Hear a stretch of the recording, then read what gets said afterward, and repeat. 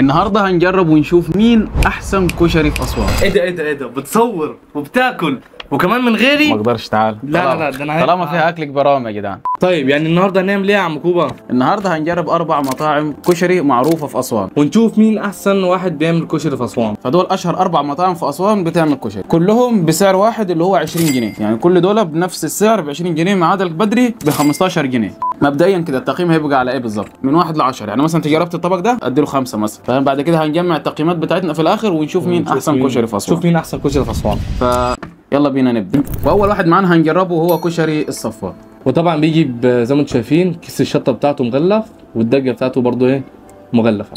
هنحط كيس الدقه طبعا. حط الدقه كده، خلي بالك الدقه دي بتفرق في الطعم. ايوه طبعا تديها طعم حلو جدا بصراحه. وخلي الشطه دي هنا برضه ايه اهم حاجه في الكشري، التقليل. بص هو مبدئيا مش حاسس ان كميه البصل كتيره، تقريبا اغلبيه الناس بيحبوا البصل يعني. والكشري يعني اللي بيفرق معاه البصل والصلصه والدقه. ظبطت ال3 دول فانت عملت كشري ما حصلش بصراحه. حاسس ان هو عايز شويه برضه ايه زي ما انا قلت لك، شويه بصل زياده، مش بصل وشويه صلصه اكتر من كده. في حاجه بلاحظها في مطاعم اسوان في محلات الكشري، ان الصلصه ما بتبقاش صلصه بره، هم بيحطوا لك الصلصه القاهره والناس دي بالظبط، الصلصه بتبقى بره، تحط انت براحتك الكميه اللي انت عاوزها، وما بتبقاش كميه قليله زي كده. يعني ما فيش مطعم في اسوان حرفيا بيعمل الموضوع ان الصلصه تبقى بره. انت بقى ايه رايك فيه؟ حلو، بس لو زاد بصل شويه صح وصلصه هيبقى احلى بكتير طبعا وهيفرق. انا عايز اجرب الشطه بتاعته. تاكل الشطه؟ بص ايه ده؟ ميه. بصوا الشطه يعني لونها بيضه، توقعتهاش كده. بص الشطه لونها ايه؟ الشطه لونها فاتح، يعني انا افتكرتها لونها حمراء، تحس دقه، هي دقه، حاسها دقه. انا هنعرف هل هي شطه بمعنى الشطه. انا توقعت انها تكون شطه زيت اساسا. هنجرب برضه. بسم الله الرحمن الرحيم. دي مش شطه. لا دي مش شطه، مفيش طعم الشطه خالص. بالظبط، فالشطه ضعيفه بصراحه، مع ان تغليفتها تحس ان هي حاميه. وفي المطاعم في اسوان برضه ما بتعملش حته الليمونه دي، كشري معاه ليمون دي بتفرق يا جدعان. يعني في شويه تفاصيل كده نفسي في مطاعم اسوان يظبطوها. احنا هنقوله مره واحده كده من 1 ل 10. 1 2 3 5 7 من 10. 5 7 يعني هنحسب في الاخر. تاني كشري معانا هو كشري البدري، وده يعتبر ارخص واحد فيهم بالنسبه للسعر، سعره 15 جنيه، كميته قريبه من الكميات كويسة اللي انا شايفها يعني. انا اول مره اجرب المطعم ده بصراحه. انا حاسس ان البصل بتاعهم محروق شويه، ومعاه شطه والدقه بتبقى في كيس زي كده. حط لي الدقه المعروفه. حاسس الكميه كويسه، بس حاسس ان الصلصه قليله خالص بصراحه. انا شايف ان الكميه اكبر من كشري الصفوه، بس الصلصه اقل من كشري الصفوه. بس هنشوف برضو الطعم. ماشي، ده شكله بعد التقليب. يلا بينا ندوق ونشوف الطعم ايه.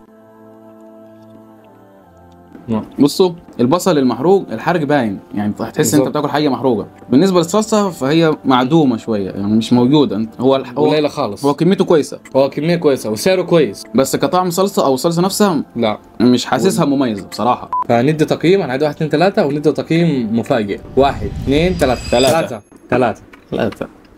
وده المطعم الثالث، مطعم الخديوي. زي ما انتم شايفين دي شكل الكشري من فوق مع الشطه والدقه. بس انا حاسس ان الدقه قليله شويه، صح؟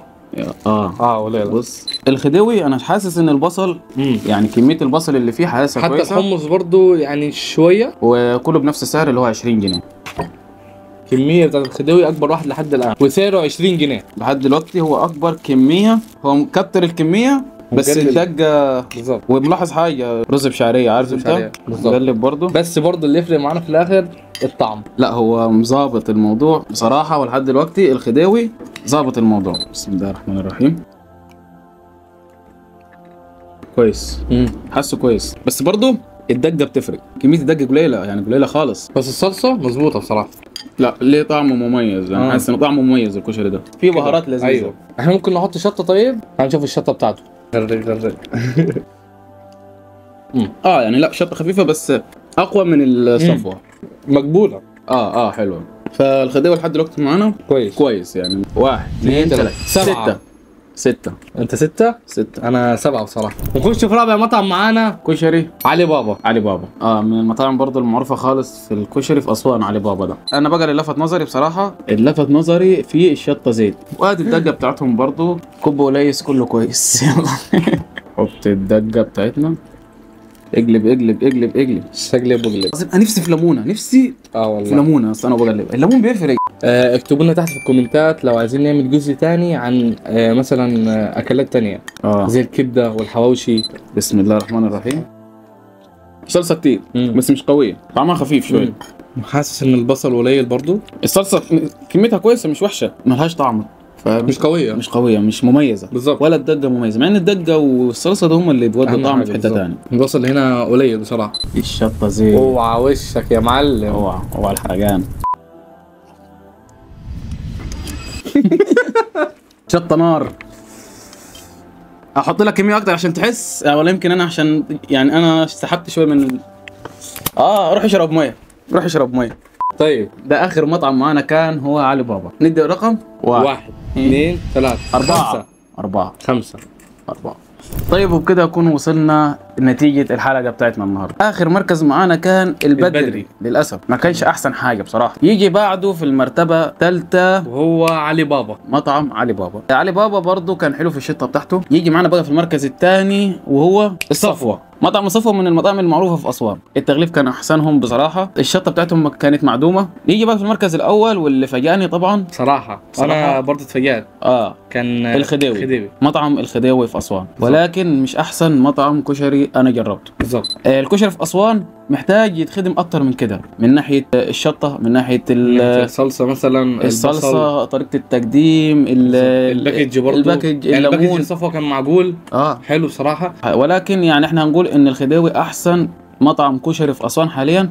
اكتبوا لنا في الكومنتات بالزبط. يعني عايزين نجرب ايه بالظبط المره الجايه. حلقه جميله، استمتعنا بصراحه، يا رب تكونوا انتوا كمان استمتعتوا. فما تنسوش بقى اللايكات بتاعتكم، ان شاء الله تبقى سلسله قويه جدا في اسوان. يلا باي باي. سلام.